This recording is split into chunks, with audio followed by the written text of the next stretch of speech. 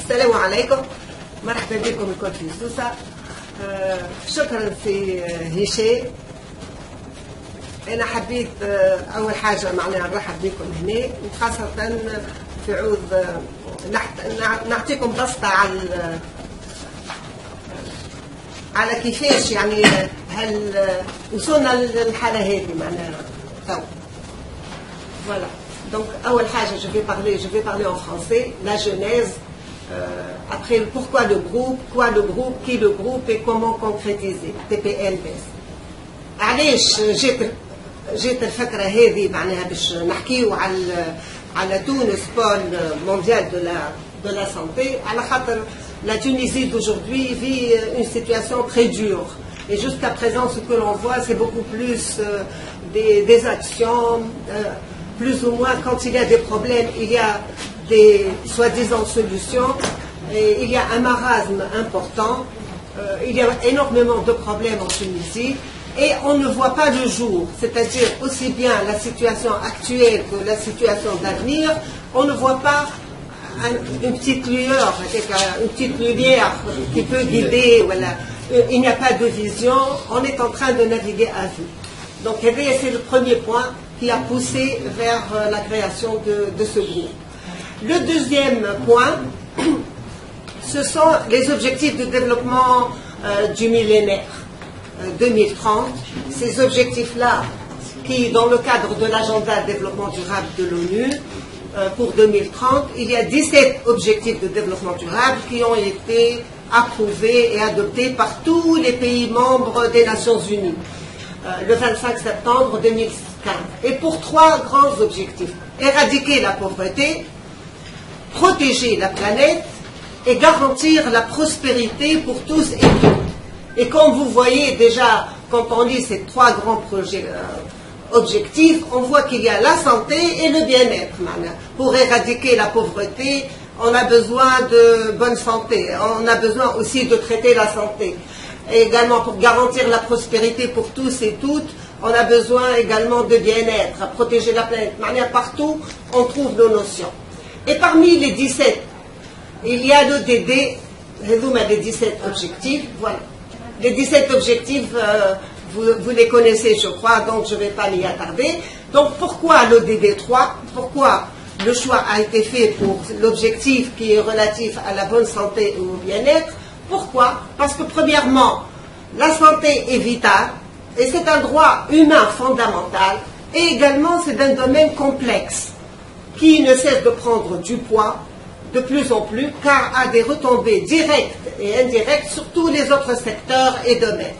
Donc la santé, de plus en plus dans le monde, c'est un grand domaine qui touche tout le monde. Les petits, les grands, toutes les catégories socio-professionnelles, toutes les catégories d'âge, tout le monde est touché de près ou de loin par la santé. Et aussi parce que l'ODD 3 qui a été retenu, il permettre à tous de vivre en bonne santé et promouvoir le bien-être de tous à tout âge. Pourquoi il a été retenu? Car il y a eu des progrès sensibles dans l'accroissement de l'espérance de vie et la réduction de certaines causes majeures de la mortalité infantile et maternelle. Il y a des progrès notables dans l'amélioration à l'accès à l'eau salubre, l'assainissement, la réduction du paludisme, etc. Mais il reste beaucoup à faire pour éradiquer un large éventail de maladies et s'occuper de nombreuses questions, comme la gouvernance, les questions qui se rapportent à la santé et qui sont fort différentes, qui sont persistantes ou bien encore nouvelles. Le 4e point, pourquoi il y a eu l'idée de ça, c'est qu'il y a une nécessité et une utilité. On a vraiment besoin d'avoir une vision claire pour la Tunisie de 2030, d'ici 2030. Cette vision qui manque, et la Tunisie et les jeunes de la Tunisie ont besoin, et nous-mêmes, nous avons besoin de voir clair où l'on va. Même si nos moyens sont réduits, il faut qu'on les mette dans la bonne direction. Quand on a une vision, on sait où l'on regarde. Mais quand on n'a pas de vision, on raccommode, on investit à gauche et à droite, et quelquefois on se rend compte que c'est du gaspillage, malheureusement. Comment ça a a été créé, il y a eu tout d'abord la création d'une pétition le 25 avril 2016, œuvrant pour que la Tunisie soit une capitale mondiale de la santé. Et à partir de cette pétition que j'ai moi-même initiée, on a pensé qu'il vaut mieux également faire un groupe Facebook ODD, d'abord évoluer d'une simple capitale, et c'était la vérité, la discussion restreinte avec Sibourawi Ben Abdelhafir, que je remercie qui n'est pas aujourd'hui avec nous, et avec Madame Sihem. Le petit groupe au départ, c'était nous trois. Et on a dit qu'il vaut mieux, au lieu de mettre le terme capitale, mettre le terme centre. Et petit à petit, on est arrivé à Paul, parce que le centre, quand même, c'est, ça peut être confondu avec un centre de recherche ou quelque chose, alors que nous voulons quelque chose de plus important. Donc, on est arrivé au terme pôle mondial de la bonne santé et du bien-être de tous. C'est un groupe de concertation, de réflexion, mais également d'action. Et on a créé, à côté de ce groupe, un autre groupe restreint, comme vous savez, et puis on a créé, et c'est Madame Sieb qui a eu l'initiative de créer un troisième groupe, c'est le groupe Tunisie Pôle Mondial, qui regroupe ceux qui ont répondu et qui ont rempli la fiche. Parce qu'il y avait des formulaires que Madame Sieb a préparés et qui ont été transmis, et il y a eu bien sûr tous les groupes messengers, le comité d'organisation. On a commencé par le comité de rédaction et de coordination, où il y a bien sûr, je voudrais également remercier cette Taïeb Behmeni, qui a pu vraiment rassembler les gens que je vois aujourd'hui. Il y a une grande partie qui sont là grâce à cette Taïeb qui les a invités, et, par exemple c'est Rida, c'est Hassouna, c'est Hichem, c'est Khaled, c'est Mustafa Yudhul, c'est Hichem. Voilà. Ou Madame Fadila, c'est grâce à Sibourawi Abdelhafir.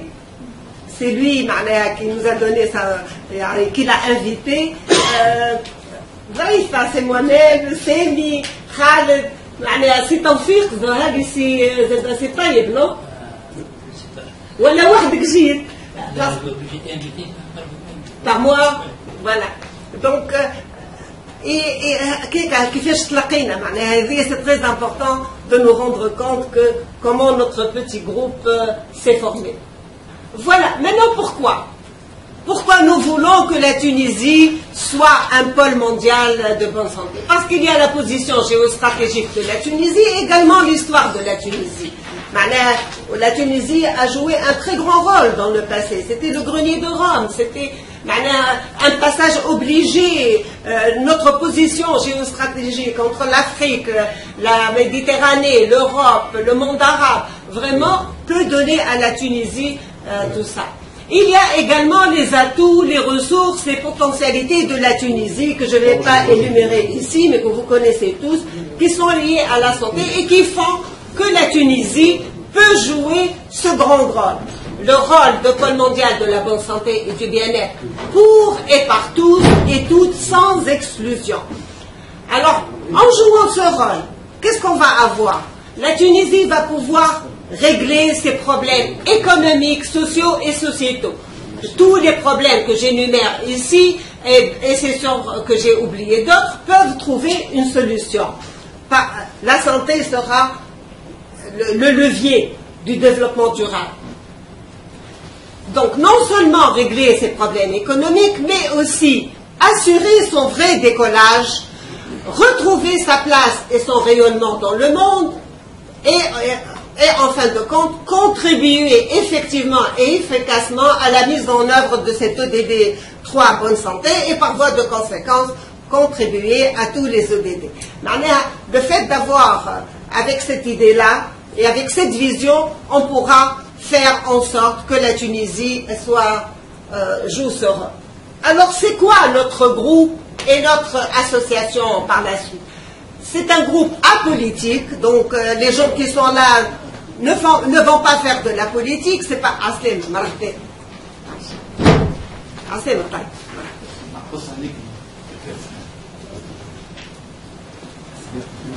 أنا ما زلت كي ذكرتك كنت تفكر جيد.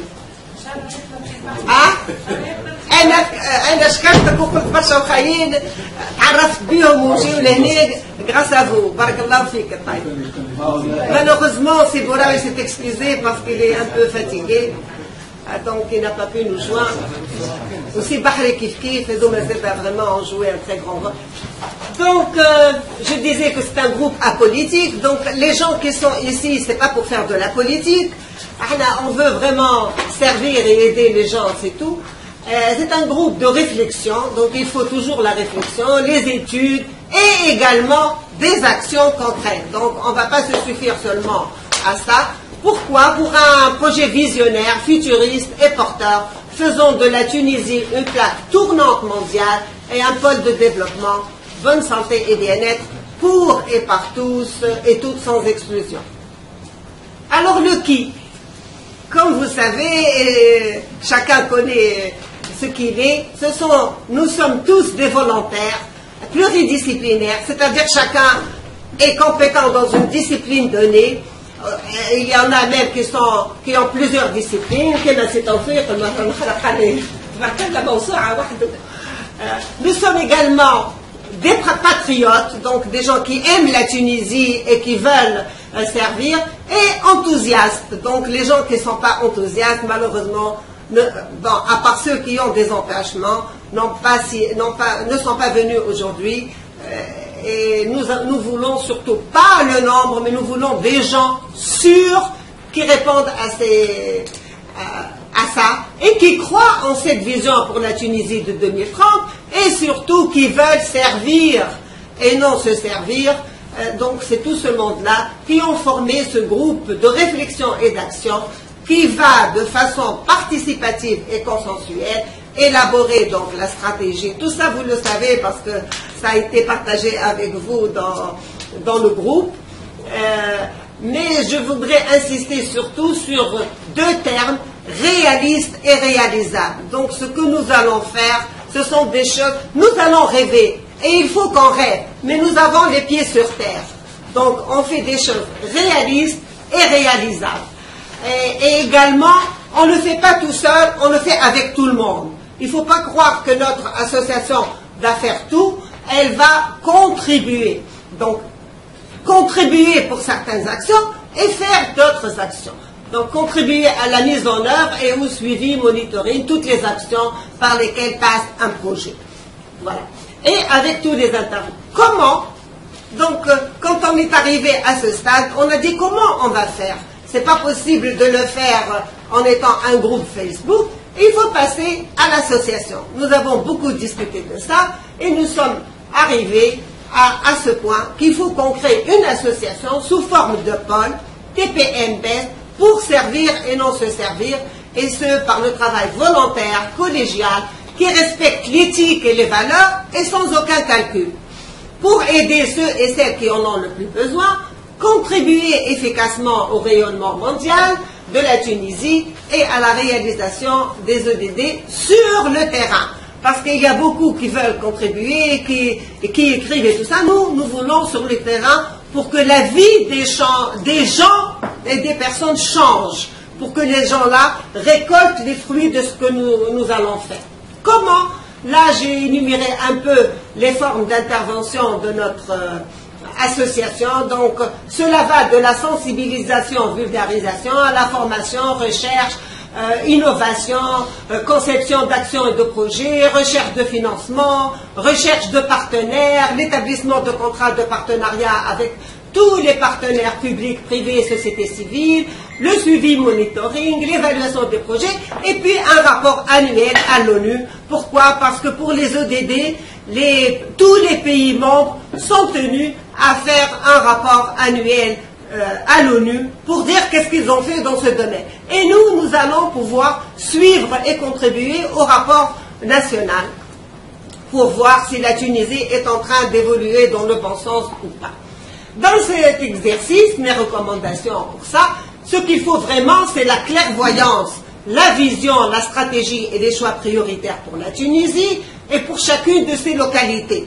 Parce que si on va faire ce projet, c'est pas pour une région ou une localité, c'est pour toute la Tunisie. Et comme vous savez, chaque localité a des choses à offrir dans ce domaine. Et a besoin de ça pour se développer. C'est interdépendance, c'est des vases communicants. Il faut également des moyens adéquats et un partenariat de tous et tous. Il faut l'abnégation, le volontariat, le patriotisme. On ne cesse pas de rappeler tout ça parce que c'est ça qui va nous guider. Donc si on n'a pas l'abnégation, le volontariat, le patriotisme, l'éthique, les valeurs, l'amour de la Tunisie et d'autrui, nous ne pouvons pas contribuer à assurer, j'ai mis pour assurer, mais pour contribuer à assurer à tous les Tunisiens et Tunisiennes, là où ils ou elles se trouvent, la sécurité alimentaire, la bonne santé, l'accès à l'eau salubre, l'emploi décent, l'éducation de qualité et à pied d'égalité, l'égalité des sexes, l'autonomisation des femmes, la prospérité et le bien-être. Donc, notre objectif est très important. Voilà. Ce qu'il faut, c'est également être réaliste, préconiser des solutions réalisables et durables. Nous ne voulons pas des solutions qui règlent le problème et disparaissent. Nous voulons quelque chose qui va durer. Et durer pas pour une catégorie de gens ou une région, pour tout le monde et qui permet d'assurer une gestion rationnelle et exploitation optimale des ressources et des potentialités, préserver l'avenir, tenir compte des droits des générations futures, sauvegarder l'environnement et bien sûr assurer la bonne santé et le bien-être pour et par tous. Pourquoi j'insiste sur ce pour et par tous? C'est-à-dire il faut que les gens contribuent à leur propre bonheur et à leur propre santé et bien-être. Si les gens jettent les déchets partout et ne respectent pas les règles d'hygiène, nous n'allons pas, il faut les sensibiliser, mais nous n'allons pas les emmener à la bonne santé malgré eux. Ou bien si les gens ne veulent pas travailler et ne veulent pas augmenter leur bien-être, nous ne pouvons rien faire pour eux. Donc il faut changer les mentalités. Tout ceci pour dire qu'il faut changer les mentalités. Ce qu'il faut, alors, parmi les 17 ODD, le 17e objectif de développement rural, c'est les partenariats pour la réalisation des ODD. Et cet objectif est très important également à respecter parce qu'il nous permet de réaliser par voie de conséquence notre objectif.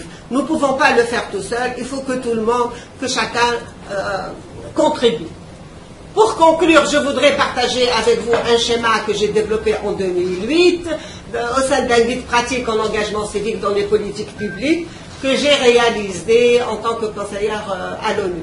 Et ce schéma résume la situation générale commune à des degrés divers partout dans le monde, montre l'interdépendance des problèmes et présente l'approche intégrée participative que nous pouvons emprunter pour parvenir à atteindre les objectifs. Donc vous voyez, il y a 4 grands défis actuellement dans le monde. Et je crois que tout le monde est d'accord pour ça. Le premier grand défi, c'est la mondialisation et la régionalisation. Et ça, c'est indiscutable. Le deuxième grand défi ou donnée actuelle, ce sont les technologies de l'information et de la communication. Le troisième grand défi, c'est la participation, la décentralisation et l'engagement civique. L'engagement civique, c'est beaucoup plus que la participation, c'est aller au-delà pour s'engager. Bon. Ce qu'il y a par contre comme problème, il y a toujours, et dans tous les pays du monde, un problème lié à la population. Et par voie de conséquence à l'urbanisation. Les problèmes actuels de la Tunisie, surtout après 2011, sont liés à cet exode qui vient de toutes les régions vers donc l'urbanisation qui est devenue anarchique et qui a tué les arbres et qui a tué l'environnement et qui a tué notre monde rural. Donc ce problème est très important et quand on voit le monde entier, on voit que c'est ça, la population et par voie de conséquence il y a l'urbanisation. Il y a l'environnement bien sûr et la pauvreté. Et dans la pauvreté, il y a la santé. Donc la pauvreté, quand on considère la pauvreté dans son ensemble, les problèmes de santé sont une composante de la pauvreté.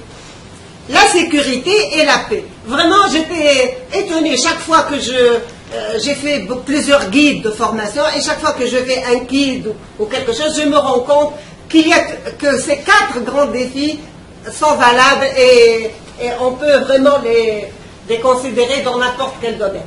Maintenant, les cercles que j'ai fait pour montrer qui intervient, les intervenants. Donc il y a les citoyens, le secteur privé, l'académie et les associations, les organisations de la société civile, les organisations non gouvernementales, c'est-à-dire tout le premier cercle, c'est vraiment la base. Et là, vous avez tout le monde. Le deuxième cercle, ce sont les élus. Donc, il y a le Parlement et les autorités locales. Et il y a également le gouvernement. Et tout cela, pourquoi? Et c'est pour ça l'exercice. Maintenant, vous allez voir pourquoi nous avons fait cet exercice comme ça. Pourquoi nous avons commencé par répondre au pourquoi. Pour aller dans cette approche. C'est cette approche-là qui nous a par la suite guidés pour arriver à trouver des réponses et pouvoir faire notre statut et la charte et les comités techniques, thématiques et tout ça. Donc pourquoi ce sont les objectifs et les raisons, les qui c'est les intervenants, le quoi le contenu, le comment c'est les moyens et le processus.